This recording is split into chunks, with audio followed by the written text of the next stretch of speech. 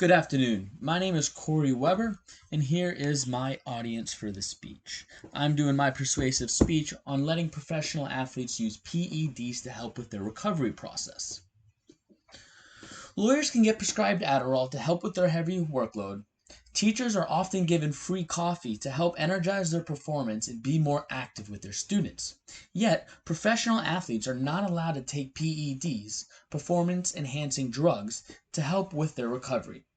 Every year, professional athletes are punished for an extensive amount of time without pay for taking these PEDs. According to the University of New South Wales, a public research university in Australia, a motocross rider by the name of Joe Root shattered his hip and fractured his femur at the age of 50. An orthopedic surgeon told him his recovery would take at least 9 months and possibly 12.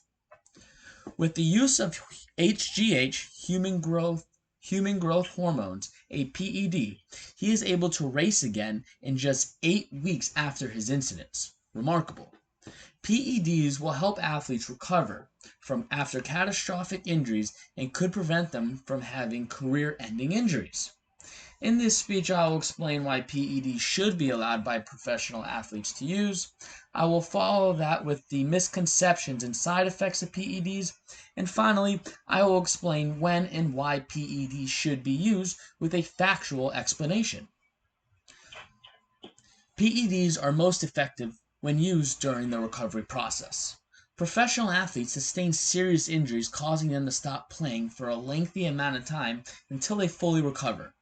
According to the NFL Player and Safety, from 2015 to 2019, there were 671 MCL tears in the NFL, resulting in at least 6 weeks of recovery for a minor tear and up to 12 months for a severe tear if the ACL is involved.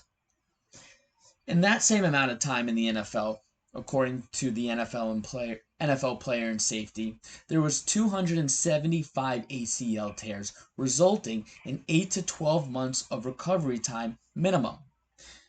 An MCL tear means an athlete will miss at least half the season and possibly the entire season. An ACL tear could result in the athlete losing his entire season and also resulting in losing his next season depending on the timeline of the injury. These injuries are so severe that these athletes can recover, but the muscle could possibly never recover to the full strength that it once was before the injury. PEDs like HGH and anabolic steroids could be used to help athletes recover. They both speed up the recovery process as well as help build the muscle to its full potential. HGH is regularly used in the medical practice to fight different bone and muscle diseases. HGH is also used for non-athletes to recover from different injuries and more specifically surgeries. With all the advantages of PEDs does come some disadvantages, but most are misconceptions. People may think that letting athletes use PEDs is cheating, and that it's primarily the reason it's banned from most professional sports organizations. It's a misconception because they believe steroids makes a person bigger, which automatically makes them stronger and perform at a higher ability. In reality, PEDs are effectively used for the recovery process specifically. When you work out, you technically tear your muscles. You would then take a PED like an anabolic steroid or HGH, human growth hormone, which increases the testosterone produced by your body, helping the body recover quicker and stronger. Steroids do have long-term effects if taken for an extended amount of time and if taken uncontrollably. Steroids could lead to heart disease, heart attacks, and could weaken your bones long-term. Therefore, it is ideal to take steroids under doctor's supervision and only when needed, not your entire career. When taking PEDs responsibly for the right reason, it can be very beneficial. PEDs need to be legalized by professional sports organizations so their athletes can have a healthy, long career. An NFL player by the name of Julian Edelman missed his entire 2017 NFL season with a torn ACL at the age of 32. An athlete at this age with such a severe injury tends to call it a career and retire because they're done. They're not going to recover, and if they do, it's not to the full strength.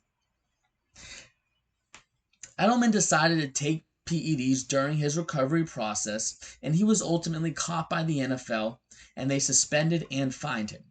He was suspended for the first 4 weeks of the next season. When Julian Edelman came back, it was like he never missed a game. He was able to perform at his full potential and even helped his team win the Super Bowl. He played so well that he was named the Super Bowl MVP that year. Even though it was illegal for Julian Edelman to take PEDs, it saved his career, and many people agree that it was the correct decision to do, even with the consequences.